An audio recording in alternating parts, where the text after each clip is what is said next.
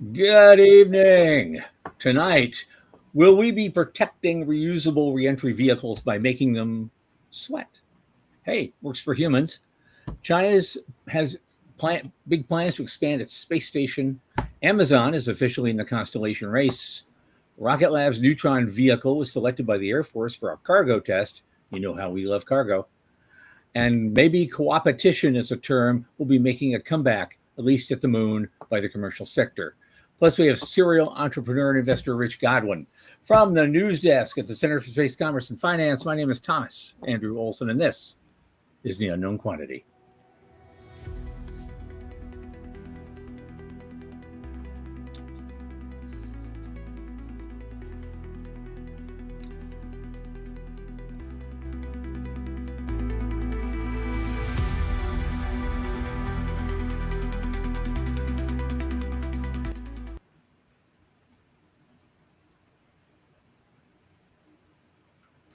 Good evening again. And as you know, this program is sponsored and hosted by the Center for Space Commerce and Finance.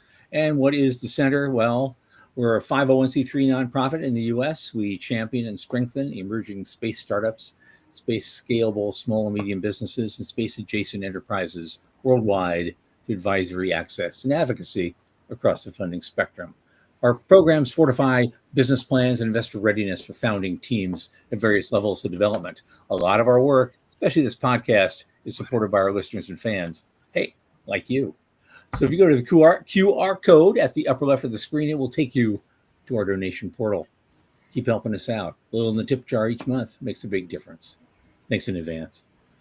Joining me now is one of my podcast producers, entrepreneur, one of my oldest space friends, Michael Lane from Liftport. Michael, get in here, man. Great seeing you. Hey, how's things? Okay, I just had a spinal decompression treatment today. God, that was great. Yeah, they put it. It's like they put you on the rack. It's basically the rack, and they pull you apart. For about 30 minutes. On again, off again. They load you up about 60, 70 pounds, and they bring it back a little, and they do it again, and they bring it back a little, and they do it again. Oh, man. That's just everything is all stretched out. Are you taller now? At least a half an inch. Yeah, absolutely. Yeah. That feels good, too. I went to the chiropractor and the massage for the first time in probably 3 years last week. I felt taller. I know it's probably not, but it makes a difference. Well, you're tall anyway. No one's gonna see you. No one's gonna see that. Yeah, but they're already looking up at you. How are they gonna know? Oh, it's another quarter inch. But I'm inheriting my mom's dowager hump, right? Because I'm always like this. You're leaning into the screen. Like that's what it is. Right. Yeah. So you just need to get your glasses, done. That's my problem. I moved the monitor up. I moved the monitor up so it's easier. Yeah. So what do you think? All right. What are we going to talk about this What are we going to tonight? do? There's not a huge amount of things, but they're all kind of interesting. I thought this is great. This great group out there that was trying to figure out a way to better make multi-use reentry vehicles. You want to protect the things so you can fly it over and over. Yeah. And so they've come up with this way. At least they're testing it in the lab. I think this is Go ahead. Sorry. That's it. No, it's making them sweat. They have some chemical that want to exude out of there, through micro pores or something, and it'll help wick away heat. I think.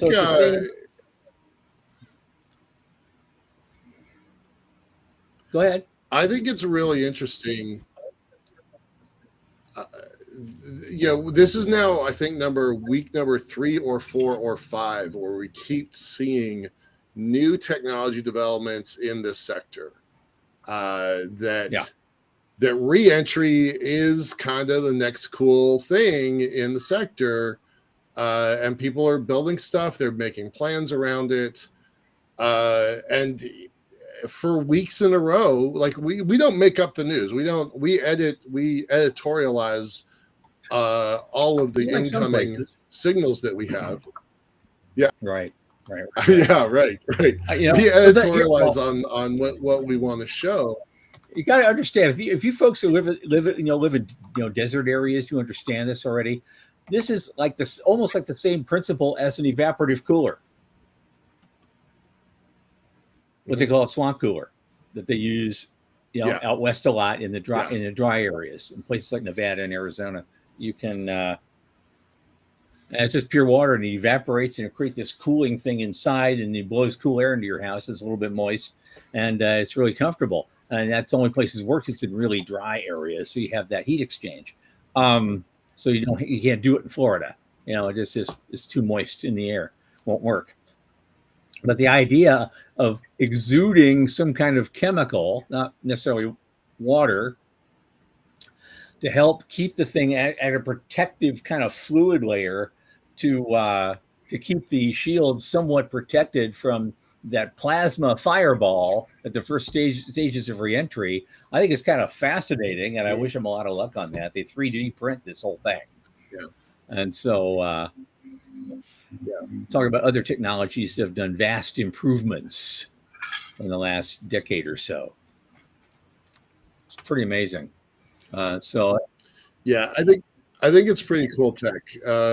We keep, and it's just one more in that ecosystem of reentry. Yeah. We've mastered launch. Now we got to figure out how to get back home. Right. Yeah. Well, guys, we did that in a regulatory way too. We were really good at getting stuff up there and really poor at getting stuff back. Oh, you can't bring anything back. You need a permit, and nobody knew where to get one. I guess there was a reason for that. I don't know, but we're fixing it. Right. That was part of this problem. Yeah. China announced again. They're always announcing things. We don't know how good they are at their announcements, just like other agencies we know. But they want to launch a bunch of new modules to make a lot of improvements to their own space station, and still have a little mini ISS up there that they want to do. And they're moving forward. They don't stop and navel gaze and question themselves. They just keep it up. They just keep going inexorably. Yeah, we're building this now. We're putting that in there now. And sometimes they have to push back the estimates, but sooner or later, they get it done. And they want to treat it kind of like Tiangong. They want to treat it like it's a more of an ISS type thing. Mm-hmm. And I made me ask the question to myself, okay, well, who's their customer then? For the stuff that they would do up there that doesn't include us and it doesn't include other groups. And the BRICS came to mind. Yep, exactly. And more countries are asking to join the BRICS all the time. And now they could pool their resources and they have another place to go that they might not get a chance to go to otherwise. So this line flights involving international partners. That's the reason, right? They don't need to justify it to a Congress. They don't need to justify it to a transitional presidency. It's a soft power move that is very, very strong. So yeah, hats off to them. I'm loving this, right? Because what that means is they're doubling their astronaut load. Yep. So that's I think the important thing. It was about 3 years ago, 2021. Heavenly Palace was in place. There was a commercial flight doing an orbit, and then the ISS had a more than full complement, and that was the highest number of astronauts. There was 19 people on orbit up there all at once. Time. Yeah, that record was set. Wasn't it just last year? Yeah. I think it was about this time last year, a year ago, 2 years ago, something like that. Yep. 19 people, right? And so now this gets us to 21, maybe 22. We don't know, but I find that pretty cool. Here's something I won't recommend. But depends on your attitude about harshness. You can try reading the comments. Oh, the comments get pretty vicious towards each other. These people, I don't know who they are or what they're arguing about, but my God, they love to hear themselves argue. My God, calling each other names. It's just I hate to say it, but I definitely read the comments. I do. Yeah, I do too. I think the comments are especially good on Jeff Faust's space review. Oh yeah. Then that's a pretty knowledgeable crowd, right? Yeah, those guys are good. Space news, space news guys. Oh, geez, you know what? Well, I have a lot of respect for the folks that run Space News. When it got bought by Voyager Holdings about a year ago, they kind of branched out into some other stuff. So I have a lot of respect for these folks, but the audience that writes comments, yeah. Morty just posted, I love people on the internet. I gave him some advice a couple days ago about he's going to spend a lot of time working with reading the comments and replying to the comments. Well, so here's the problem with all that, because you're seeing this shit on LinkedIn now too. That used to be a really straight up place for just business networking and stuff. Right. Oh no, God, everybody has gone ape shit now. And doing the same thing they're doing on X or on Facebook or something, they're shouting past each other, and it's just it's insane. But then you can go down the rabbit hole now on comments. Well, even there's some truth to that, right? So this article just got, and speaking a bit about China, I'm pulling it up on purpose. This article by retired Lieutenant Colonel Garretson, who now works at the AFPC. He's a think tank guy. That's what he does, and he's been pushing the space conversation at the national level for a long time. Yeah, it's a short read. I think it's 15 pages. It's not hard, but I'll tell you what. It's a deep read, though. It is a deep read. There is a lot. That's a deep 15 pages. There is a lot to this, right? That's 45 pages of anything else. Right. I looked over that today. It goes, oh, God, this is... We can't possibly talk about this. That would take up two shows. But this one White continues insisting that this is a chessboard, and Garrettson's been pushing for a while that we're playing chess and China is playing Go, and that is a pretty interesting way to look at the space environment. So it's definitely worth reading. It does, and actually I got this off of LinkedIn, man. So you can scan the content, but this is why absolutely you can get totally lost now. 2,500. I guess it's the thing there is never bring chess pieces to a Go game or something. I don't know. Exactly. I don't know what you're supposed to do about that. But we got to do something. Garrettson is riffing off of recent developments about moving away, like. We never used to talk about war fighting in space. Like we never did that. And now we're beginning to. And so Garrettson, I think he probably had this thing in his desk drawer for years. And he's like, oh, now's my time. Because he published this like 3 days after some of the big changes at the Pentagon. So I still have stuff in my desk drawer. It will probably be posthumous before it'll get published. Right. Oh, just because. All right, what else we got? Okay, well, very quickly, I just would we mentioned this last week briefly, but I guess it actually happened. Amazon is now officially in the constellation race. Yep. The first Kuiper satellites were launched by ULA. I think it was on Atlas V. Yeah. So they're willing to pay up, to get out there quickly. They bought basically everything that was available for 2 years or 3 years. Right. We've already talked about this. Yep. I just think that these are gorgeous pictures. There wasn't a lot. They don't have the same media crew that SpaceX does. Yeah. They don't have the same media team. So I think it's pretty neat to see the imagery. The content here, I mean, it's from Amazon, by Amazon, about Amazon. So I'm kind of ignoring the spin of it, but man, is it pretty. It is so pretty. And that's the only reason I wanted to put it up there was because, we talk about stuff happening and then, okay, this week it happened. Boom. Let's just show it real quick. It actually is done. And we're not talking about it anymore because it actually happened. Yep, exactly. Now, I saw two really interesting things. You know how we love cargo on this show.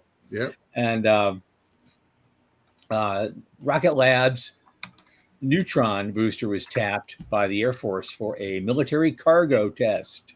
And they're going to do a bunch of them, I guess. Yeah, whenever we talk about this, we usually talk about SpaceX's cargo tests. So Right. I actually was a little surprised by that. You know, I will point out that this picture is using the Flatolite, what I call IKEA set, but they branded it as Flatolite form factor. So I think that's a little bit interesting. They're trying to push that out. But yeah, we don't hear about Rocket Lab being a cargo delivery system.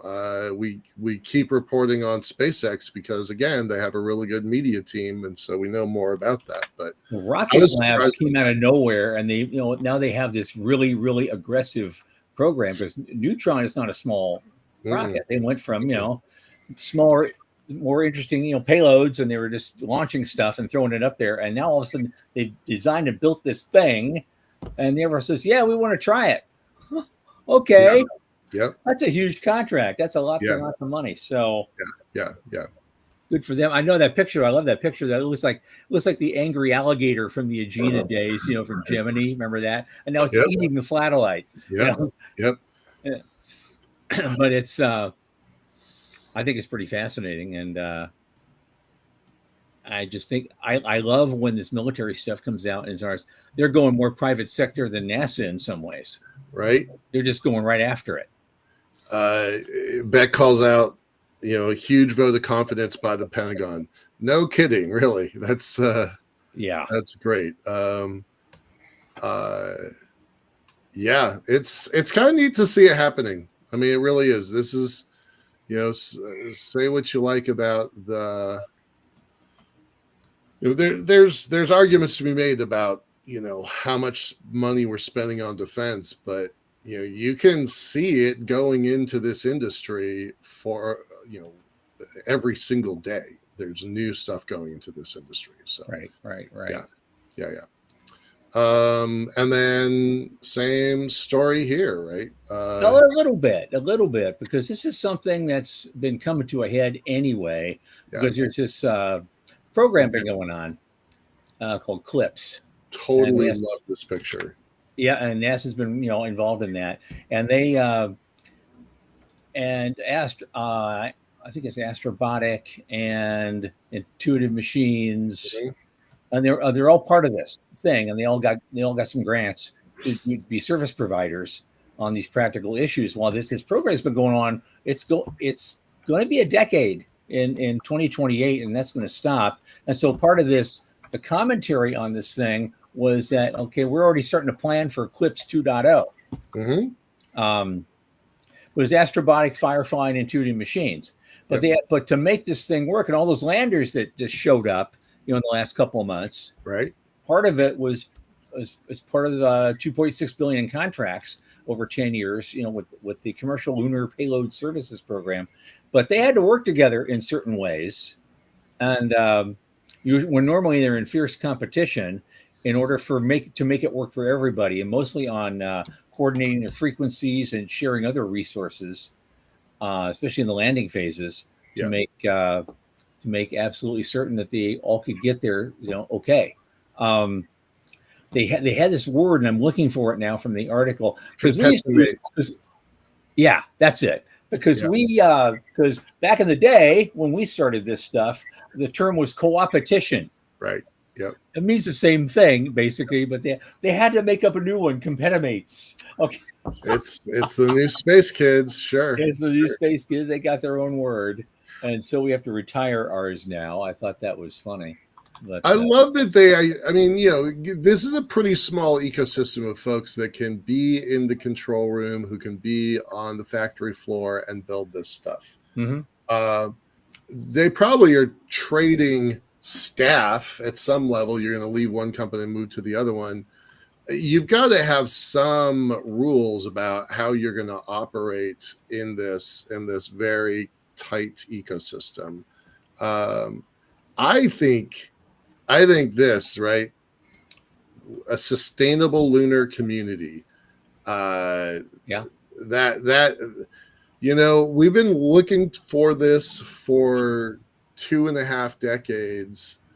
Godwin, our guest in the moment, same story, right? We've been working on this for 20, 30 years. It's kind of neat to see it starting to come together, right? Right. Yeah. Went from 0 to 625 billion industry, Yeah. And, yeah.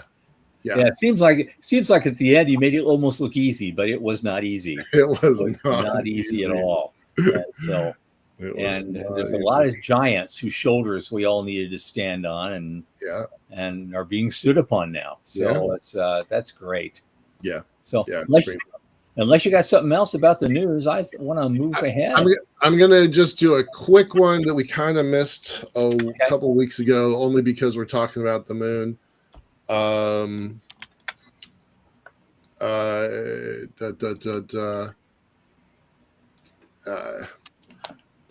DARPA is trying to find water on the moon, and for their own purposes.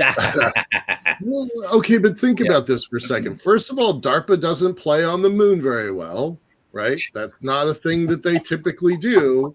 Reminding everybody that DARPA built both the internet that we're using right now and the GPS that gets your Amazon packages to you every day. I think it's kind of a big deal that they are paying attention to the moon.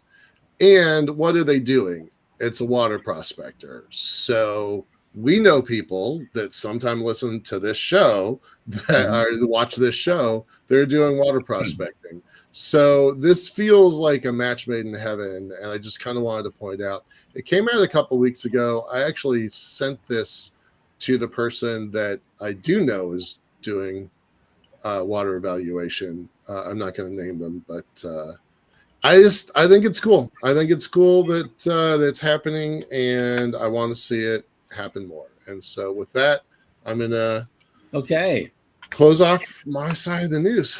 All righty. Very cool. Now, as always, on this show, we are where space and money intersect. And to that end, our guests either A, write the checks, B, receive the checks, or C, are movers, shakers, disruptors. Our guest tonight, I dare say, has done all three. Rich Godwin, CEO of Space Tech Holdings, a venture partner in Starbridge Capital, director of Illumid Power Corporation, and executive director of something called Orbital Ag, which ranges into the biospace. And we may get a chance to talk about that too. Rich Godwin, dear friend, always great to see you. Glad we finally got you on this show. I'm glad to be here. Thanks for the Well, he's almost there. Oh, he's there. He's going. He's there. There he is. Rich, how you doing? I'm really good. Good. You moved. I've known you forever. You're Chicago. You're most of the time I knew you, and you just moved here to Florida with the rest of us. I did. A couple of 3 years ago. Didn't want to shovel snow anymore, and it's just I've just loved it. We've lived here just 2.5 years now, and just don't regret it at all. I love it here. Good. Well, it's great seeing you. Okay, where do we want to start with this? I mean, you've done it all, man. You've done you've started a lot of companies, and you've gotten checks for a lot of stuff, and you've given out checks to a lot of things. And I'd like to get a sense of where you've come from and how you got there, and what's the stuff that really gets you up in the morning now. Were you in the record business to begin with? Didn't you start somewhere in that? I was in the restaurant business and the hotel business. Yeah. All my own businesses. I opened my first restaurant I must have been 24. Yeah. And then 25, another one. Then I bought a hotel when I was 26, and just went from there. And then when I moved to the States, I didn't want to do that anymore. So I was looking around for something. What was I going to do? And I realized back in '88 that all of the compact disc pressing plants were outside of the United States. And so I started bringing in pre-recorded music from Europe, Japan, and elsewhere. And very quickly became the largest importer of music in the country, which was a lot of fun. One of those only in America kind of moments, which was, so you have to make your money somewhere. And that was easier than trying to start a space company in 1988. Believe me. Well, that's what we all did. Everybody ate a crap ton of money doing something else, and then finally got into space, so they could have something to do with it that interested you. That old adage that how do you make a small fortune in space? Start with a big fortune. Start with a big one. Oh yeah. Yep. It is. I mean, Elon's the one that's broke that mold. But the thing that I find interesting from some of the stuff you're talking about before is that it's almost like, when people say to me, how did they build the pyramids? How do they have the technology to do that back then? They must have had aliens to help them. Oh yeah. Like, no, they were just smarter than you are. But the thing is that people still now say to me, oh, look at all this stuff we're doing in space and stuff. It's like, yeah, I was reading about that back in the 1960s. Same stuff. Right. I mean, the physics didn't change. Obviously, the software changed, the efficiency of engines and things. I mean, you look at the Raptor now, you go, wow, But in the whole, I mean, there's the stuff that we're talking about now was put together like by the United States Air Force. They had all the plans for like Artemis back in 1958. And people say, no, it can't be done. Well, yeah, it just took a while for everybody to figure it out. Yeah. Physics didn't change. Right. Just smart. I think you're right about that. It's better tools, right? I'm 100% behind digital twin technology, artificial intelligence. That just makes the whole system easier now. In a way you couldn't have done that even 5, 10, 15 years ago. We have better tools now. It's not that people are smarter, but we have different tools that probably make it less expensive to do the big ideas. Yeah, but I mean, you still got to have that balance, that blend, that marriage of the software to the hardware, because there's a lot of stuff you can try and simulate it in the software, but there's nothing like flying it, because sometimes people, oh look, no, it's fine, look, we just did all the CFD studies, and it's like, yeah, but fly it, let's see what happens. And sometimes we've had really bad explosions and stuff like that. Ariane, I think it was the Ariane 5 or the Ariane 6, the Vulcan engine, and it just stopped or it blew up. And when they were flying it, they said, they shouldn't have done that. The software didn't, it's like, yeah, that's what happens when you, it's like, without being vulgar, it's like, how do you train for going to the bathroom in space? You don't. The first time when you get up there, and it takes you 45 minutes, and when you come out, everybody gives you a little bit of applause. there's nothing like doing it. Yeah, Richard Garriott had a really, really good story about that. He told me that. Yeah, he told everybody that. He at one of these conferences, those after parties, he ended up holding court on this big sectional couch. We were all like listening in, and he told us that story. Oh my God. Yeah. I mean, and everybody's interested in that because you have to be. It's part of who we are. It's part of being a human being. And it's like, I was always interested in the fact that if we're going to go and settle the solar system, how are we going to procreate? We're sending multi-gendered crews to Mars for years on end. Sex is going to happen. Yep. The issue is, what happens if someone gets pregnant? That's a big thing. That's a big thing. And, does NASA say, oh, it's okay to have an abortion because you're outside of US territory? What happens, would it be a terrible thing to do to allow a woman to have a baby on Mars? Yeah. Or the moon? Yeah. It's like, it might be really a terrible thing to do, but we just don't know. And that is really a tragedy to me, because I know for almost 25 years, guys like me, and maybe you too, Rich, we've been agitating for partial gravity experiments. Yeah. Just with mice. Let mice do what they do, but under lunar gravity or under Mars gravity, and see what happens. Yeah, variable gravity. And I think that vast is talking about doing that at some Yeah. point. They're talking about. The first proposal for that came out of MIT in Years 2001. ago. Yeah. Yeah. The Mars Gravity Biosatellite came out of MIT. It was a brilliant thing. Yeah. It's not just Tom's fantasy. No. It's not. It's not. One of the best lectures I ever heard was Dr. Jim Logan. You know Jim, Tom. Yeah. Yeah. Yeah. He gave us a talk out in Vegas years ago, 20 years ago, and I swear my jaw hit the floor when I heard what he had to say, and it was just so. It was such a kind of like, whoa, we really need to stop and think about what we're doing, because even people I have huge respect for, like Bob Zubrin. I mean, I like Bob, a lot, but he'll say things like, "Oh, we don't have to worry about that. Astronauts are smart; they'll figure it out." It's like, yeah, but you don't really want to figure that out on the fly. Right. That's not the place. There's a group out in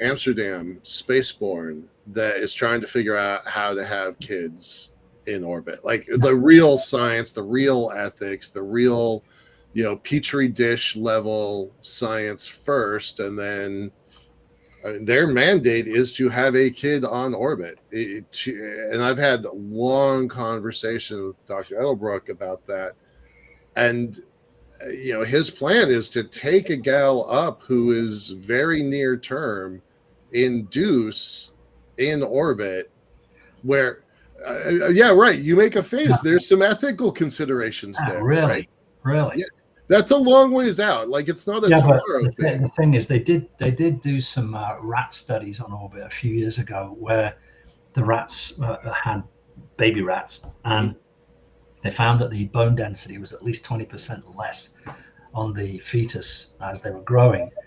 So if you had the similar in a person, that person, would they be able to survive the return trip? Would they be able to? Well, he's talking about this being a short-term thing, right? Just a few hours on orbit. Like the gestation happens down on the ground. Right. So everything, the structure of the child would be fairly good. Yeah. I don't know what the labor environment purpose of it was, because if you grow the baby on the ground and then you just have it on orbit, okay, yeah, you learn how to make baby, have a delivery, in zero gravity, but you still got to grow that fetus in a microgravity environment to know what you're doing. Yeah, and I've been saying for years now, if we don't have kids on orbit, it's just camping. It's not settlement. It's not settlement. It's camping. So unless we can do all that we can do, right, it's not real. Yeah. The biologist in me keeps saying there's got to be some gravity of some kind for this whole gestation and delivery thing to work. The question really is, how much or how little can we get away with? Right. Yeah. And that's what we need to find out. What Logan said was, we need to bioneer, not engineer, if we want to solve this problem. And does that mean we have to change ourselves genetically? I don't know. Well, then if we do that, then we're 1,000 years away. But probably. Interesting question popped up. Doug Plott is with us. He said, could we have created the Starship in 1990 if we had wanted to?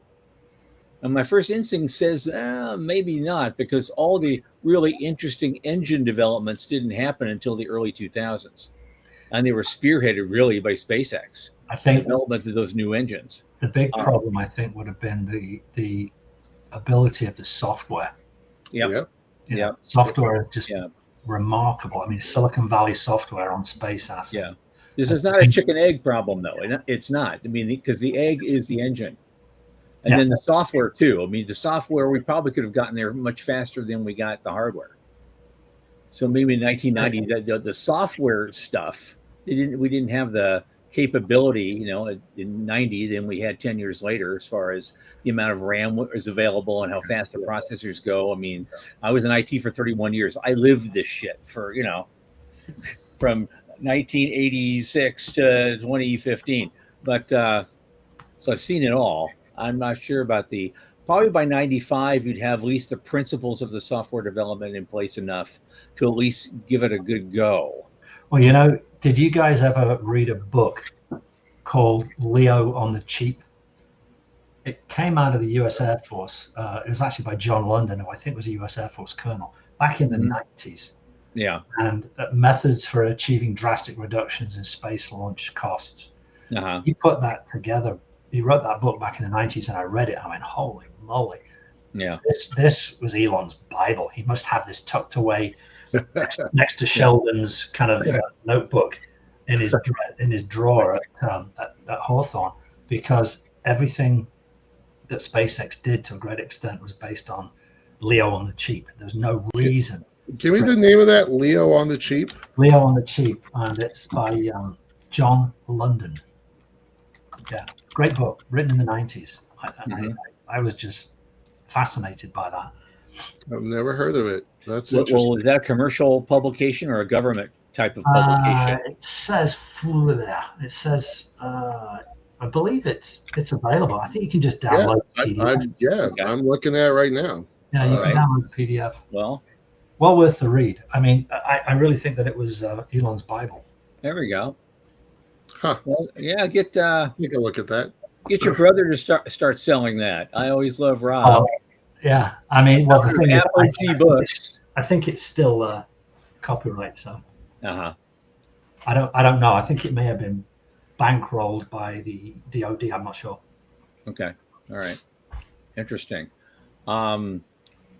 So here's what's going on. You have done. I mean, you run Space Tech Holdings. What are you guys investing in now? What's going on with that? So Space Tech Holdings is my holding company. Okay. I started it in 2016, and basically its mandate was to go out, seek out strange new technologies and crazy mad scientists who came out of the space industry, or tangentially out of the space industry, look to see if their space technology had dual use and whether it was commercializable. And so the first one we did was an aluminum air battery, and I worked on that for quite a while before I set up the company with a close friend of mine up in Canada, Jeff Shearer. Jeff was the founder and main inventor of the Canadian Arrow, which was an X Prize contender. And he actually built the largest liquid fuel rocket ever built in Canada, like 50,000 odd pounds of thrust, LOX, alcohol, built it with volunteer labor, and built it for under 5 million Canadian, test fired it 3 times without killing anyone. And I mean, it was just amazing. So he's a formidable rocket scientist. And I took this to him, and he went away and thought about it. And the next thing you know, he came up with an idea, called me up. I went up to Canada, and the problems that had been inherent in the aluminum air battery systems that had been, they tried to fix it at DARPA and the DoD for years, and they couldn't figure it out. He figured it out in 30 days, and I went up there because he's a very lateral thinker. And I said, okay, you go write the patent, I'll form the company.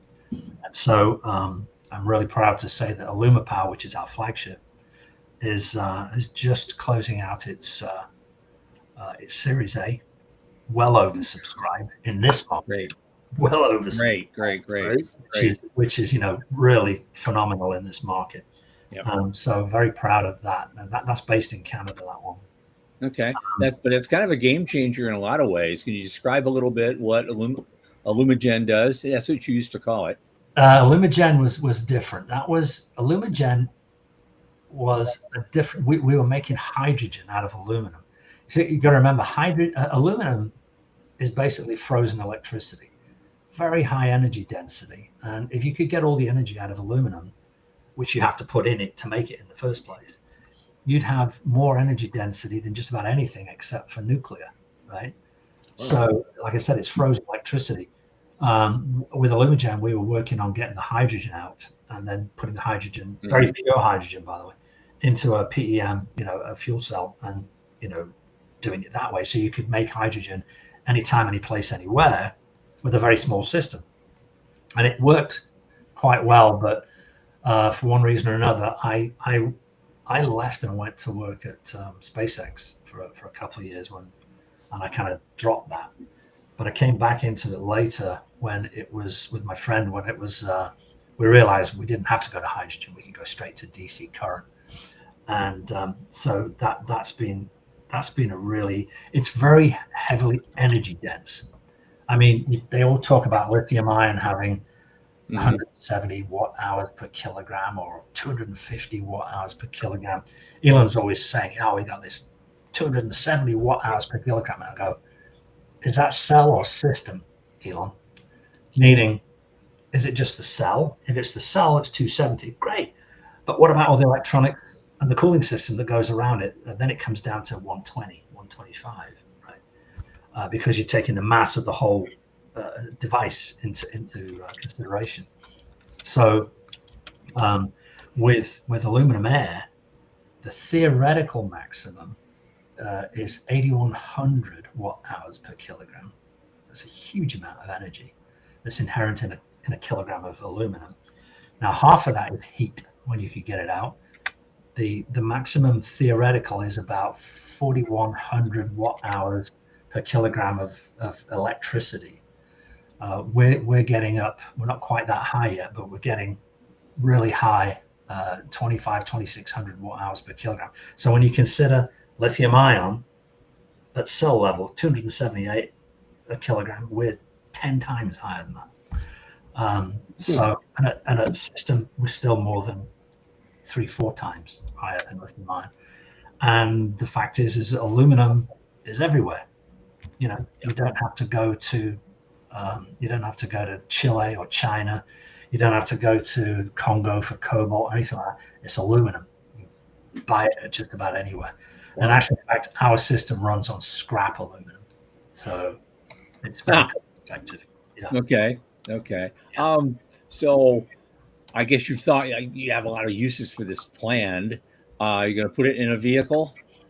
We kind of, that was the original intention. And we have a thing called a BHAG, which is a big hairy gold. Yeah.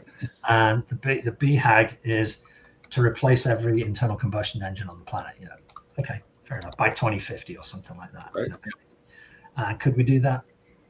I don't know. You know, it's quite a goal to aim for. But I think what we're going to be looking at is backup power first. Sure. We've got a lot of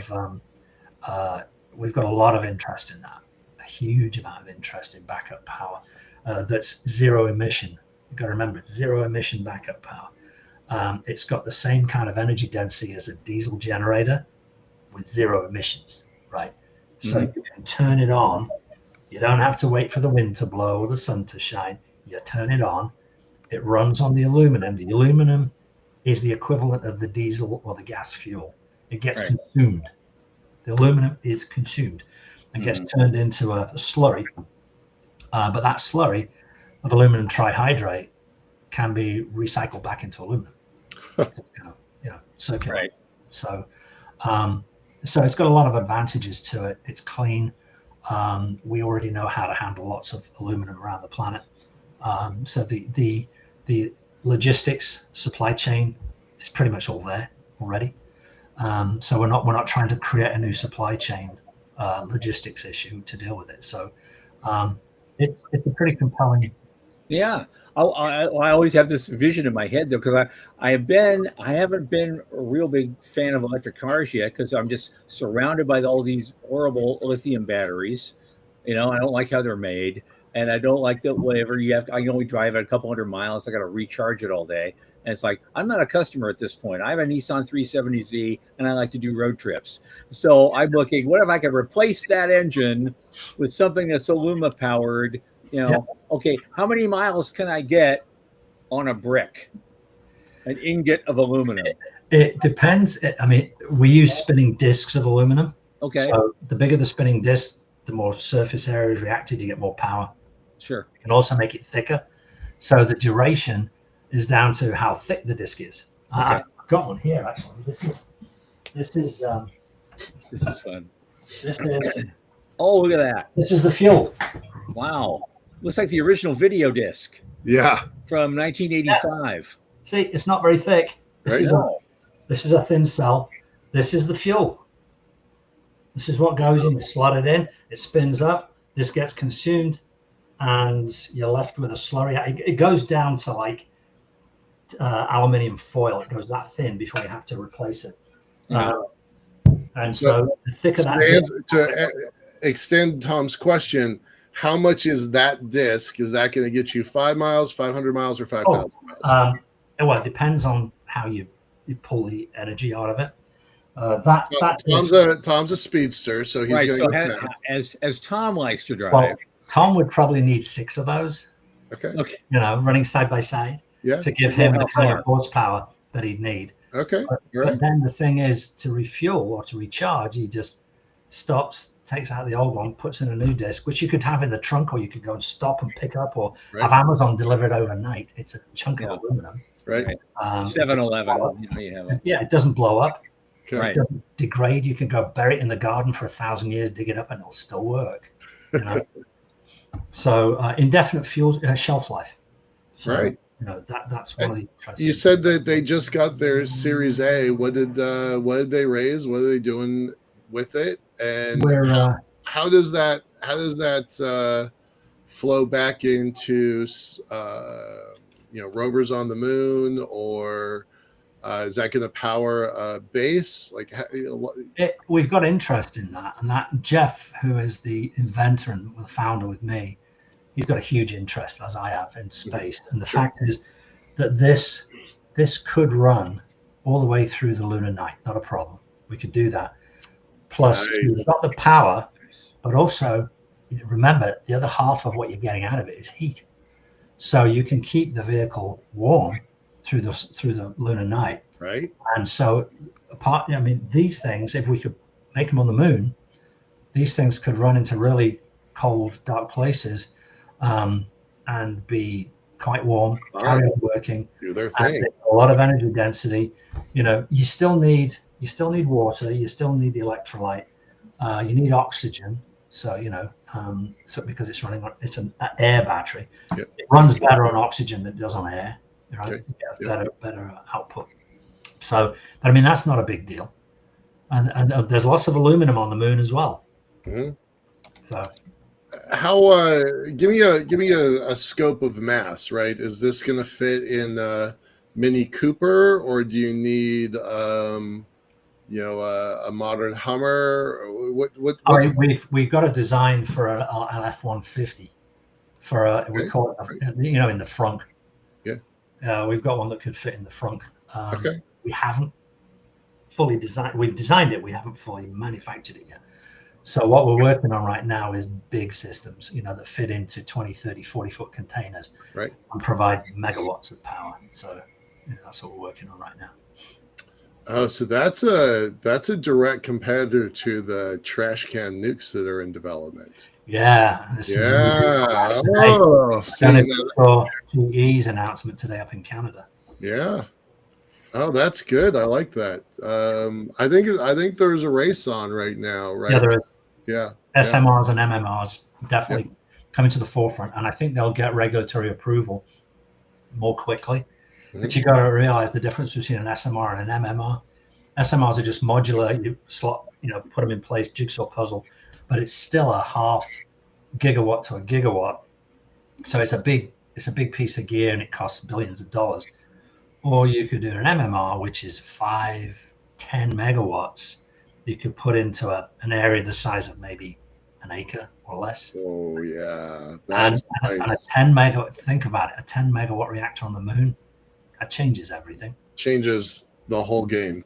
Well, I'm thinking you're thinking moon because I asked you to do that, but then I immediately come back to my homeowners association could buy one of those, and now we have free power for the community, right? Well, we at Starbridge we've invested in Commonwealth Fusion. We're very bullish on fusion at the moment. Good. Hey, where's the dividing line between Starbridge and Space Tech Holdings? Because that's actually a little bit confusing to me. Yeah, so Starbridge I created that with my very close friend Mike Wiskershon, Dr. Mike Wiskershon, who was a UCSD professor, Stanford professor, physics at NASA, blah blah blah, and also one of the founders of Jim Benson's company. What was that called? Jim Benson's company to create the Yes. Yeah, that was kind of gobbled up by what's now Sierra Space. Yeah, exactly.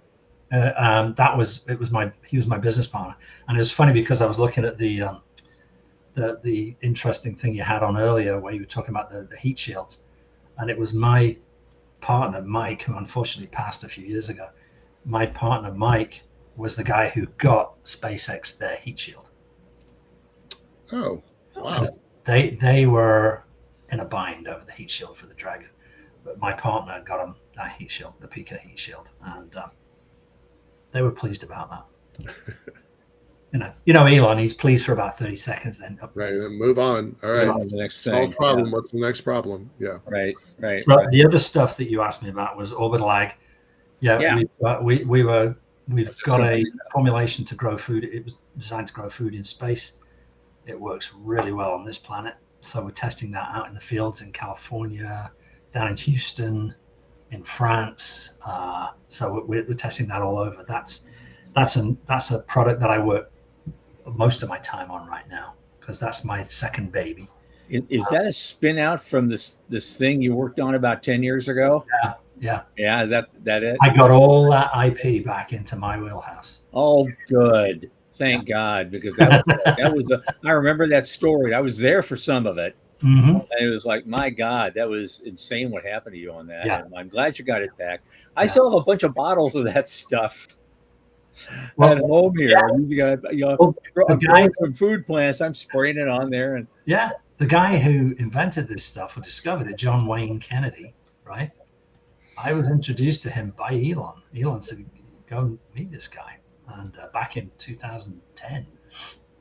And I met him, and fascinating guy. I don't know if you've ever met him, Tom. I never got a chance to. Really fascinating, just amazing character. So that's that. I've got a radiation shielding company we just started in the UK. We're working on which we put in the beamline at Brookhaven 2-3 months ago. Worked really well, so much better than the usual stuff and lighter. So Starbridge, you asked. Starbridge is separate from STH. Starbridge is an investor in STH. Yeah. But also Starbridge was the lead investor in Illumipower. And they've really supported as well, and to the point now where Mike Mealing is on the board of Illumipower. He's right on. Board members. And I just love the fact that Starbridge, who are really savvy guys, have come into Illumipower with all their capabilities and mindset and the way they're so business oriented. Very, very glad to have them involved in this. So that's been a good one. So and a bunch of other. I was just looking at it. I'm actually either on the board or an advisor to 11 different companies now, which tells me I probably should be resting. Don't get much rest. Yeah, well, I don't get to stay quiet either. I mean, I'm involved with the center here. I'm also involved in heavily in Avialto, one of the companies that Starbridge, got into. And I have the most huge respect for Walt. I've known Walt a long time, and he was an investor in one of my companies back in the early 2000s. And he's great. I really like Walt. Well, we're still at it. In fact, we just got a new video today. I'm trying to figure out a way to host it. So I'll send that link to you guys when it's ready. It was done in about a couple of days with an AI, and it's just brilliant. It's just a brilliant video that shows everybody how this thing works, and I think it's going to get us a lot of new eyeballs. That's great. Fun. That's why I started working on it today. I was handed that by Walt. So here, go. Here. So Good. I'm going. I know you and I have got to get together to beer or wine again soon. Yeah. Absolutely. We're not that far from each other. So, yes. And our producer Sean's right around the corner from y'all. So, Yeah. that would be a good time to hang out. We're all going to be down there for ISCC, right? Yeah, I'll see you next month. I'll tell you one thing that just came up. I was speaking at this global entrepreneurship symposium in The Hague a few years ago, about 6 years ago, just before the pandemic. And I was at a party afterwards, and one of the ladies we've been speaking to during the day says, "You've got to meet my friend. Got to meet my friend." So I met this fabulous young woman, scientist from Cedars-Sinai, who has patents on this particular stem cell she discovered. And long and short of this is that this stem cell, which she has been able to isolate, has incredible restorative properties for heart damage. It could be changed to other things, but it's very specific to cardiac damage. And the only way that we can make a lot of these is in microgravity. Yeah. So we headed off straight away. We were going to fly her, and then the pandemic happened, and so things. But then she contacted me again about 2-3 months ago. A lot of things got Remember me, by that. and it's like hell yes, Hell yes, Yeah. right. and so we're now working together again, and I'm hoping that one of my friends, some of my friends at one of the big space station companies that we're working with will be able to fly this stuff, because I think I've told you this before, Tom. When you had the Roanoke and Jamestown, they were royal charters, but the Crown didn't pay for them. It was all paid for by entrepreneurs, VCs out of the city, Right. and they almost disappeared. Cannibalism disappeared, whatever. It wasn't until James Rolfe, or John Rolfe, discovered the Orinoco tobacco, which started shipping back to the old world, and then bang, that's the spark that created the United States. And I'm still looking for that Orinoco product that sparks, Sure.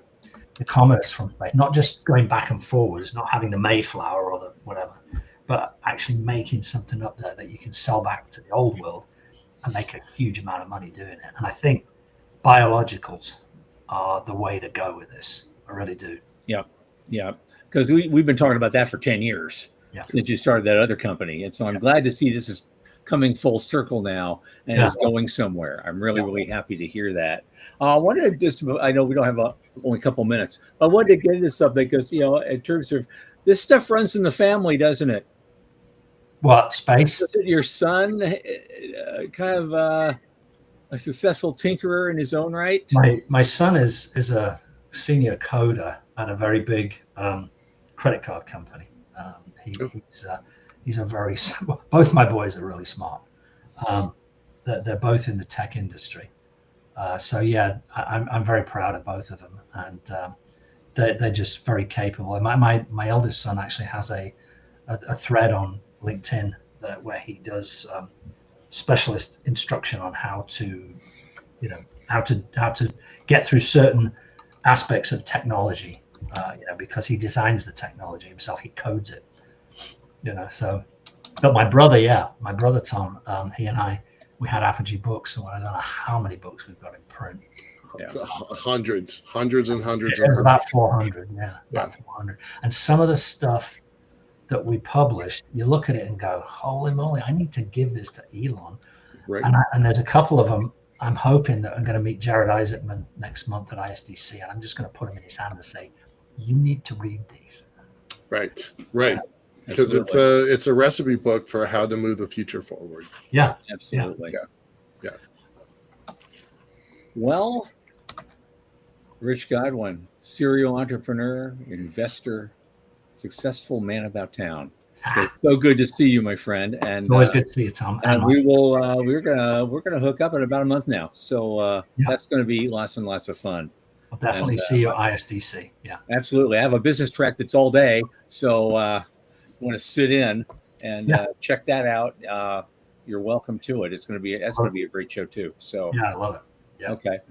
Well, Thanks for being here, Thank you. and we'll see you again very soon. Take care. Thanks, guys. Okay.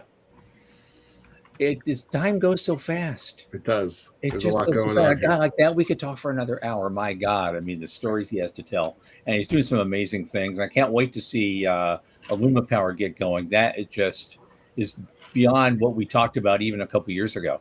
Yeah. So I can't wait for that. That will be fun. But we got to move on. So Michael, it's been great to see you as well. Monday, May 15th, Lee Steinke,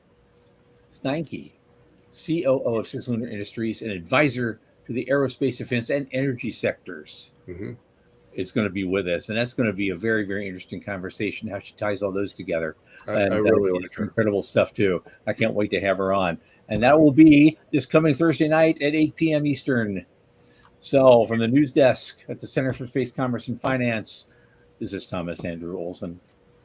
Keep watching the skies.